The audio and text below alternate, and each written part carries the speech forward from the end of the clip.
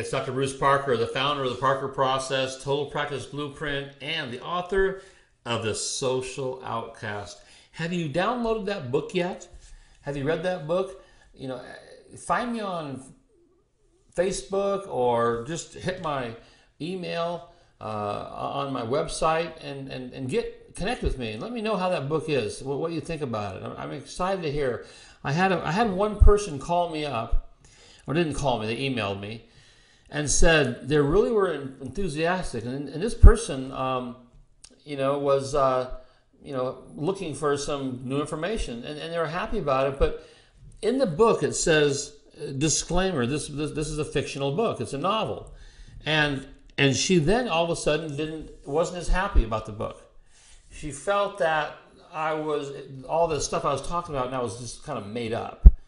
And she wanted it to be true. And the truth is, it's true.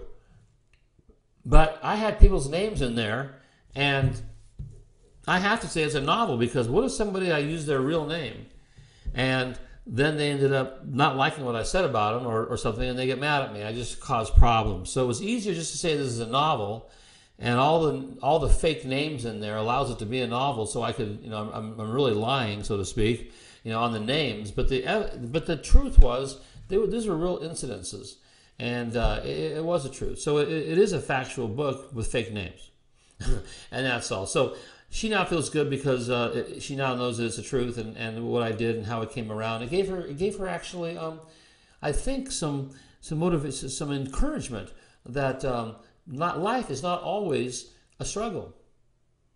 So in life, I always say, begin with the end in mind. In your practice right now, how are you developing it out? Have you taken action over the last few weeks with thinking about just some of your basic philosophies and all those things? Have you written down what you think is the goal that you want to have, the vision you have for your practice, the way you want to live, the way you want to practice, the fee skills you feel comfortable with? Is that all written down, and can you see it to fruition? If you see yourself, whatever your goals might be, seeing 300 a week or 500 a week or 100 a week, having a certain level of income, a certain lifestyle, have you seen it? If you can't see yourself living the lifestyle that you want to live, it's going to be very tough for you to build that bridge to it. If you can't ever, people tell me, I want to see 300 a week. By the way, that's the number one most sought after goal in the chiropractors that I've talked to. I'm just bringing this up because that'll be interesting for you, but they say, I want 300 a week. For some reason, that's a number. And what it comes down to is 100 a day, 3 days a week.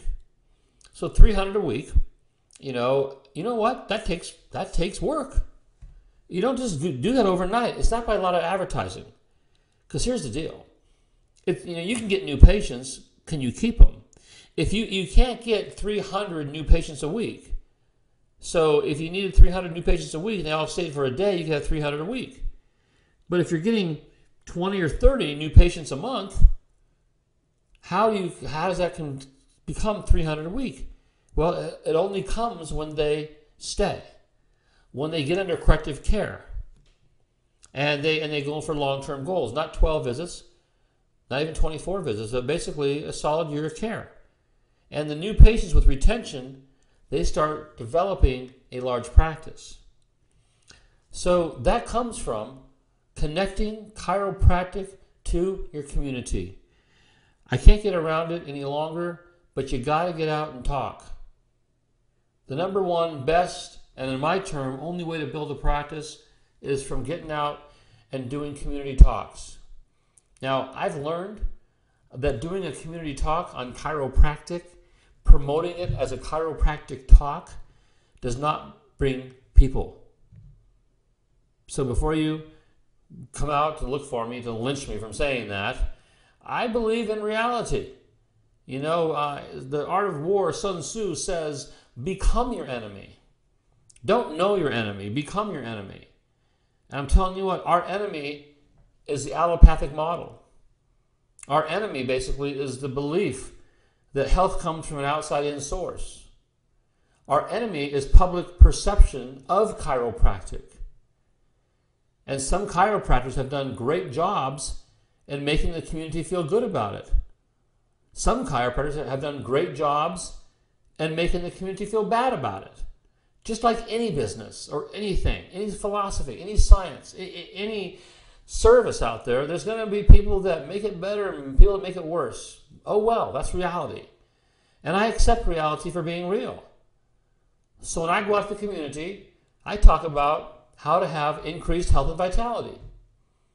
I introduce a chiropractic lifestyle, which is understanding good posture, good health, good exercising, good and a strong diet, and a strong central nervous system. So that being the case, that's how you make a change. When I introduce just basically adjustments, they don't relate. When you tie everything to it and bring the whole thing together, they do. And they'll start seeing it as how it goes side by side and in concert. And you will absolutely blow the minds of your community when you tell them the truth of chiropractic. And they'll be shocked that they thought bad things about it before. So chiropractic to community is the way to go. And that's how to grow things. Understand that chiropractic is a philosophy, it's a science, and it's an art. The purpose of a practice is to make your service known and then deliver that known service. And that's our disconnect. Most of the public does not know what our service really is. They just heard about it. Imagine that the public had only seen surgeons cut on people. They go around and say, well, medicine is just people getting cut. But they don't think that way because they don't really talk a lot about their service. They only talk about their benefits of service. And the public really doesn't know, but we have social proof or social agreement that medicine is the way to go. They've got the TVs going for them. They've got the politics. They got the president telling people, go see your doctor.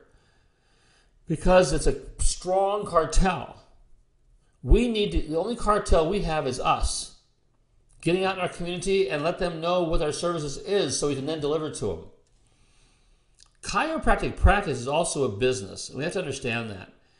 Too many of us want to do a touchy-feely thing and just we want to feel good about it and have people come in and you don't have to pay if you don't have to, but you won't stay in business until you recognize that.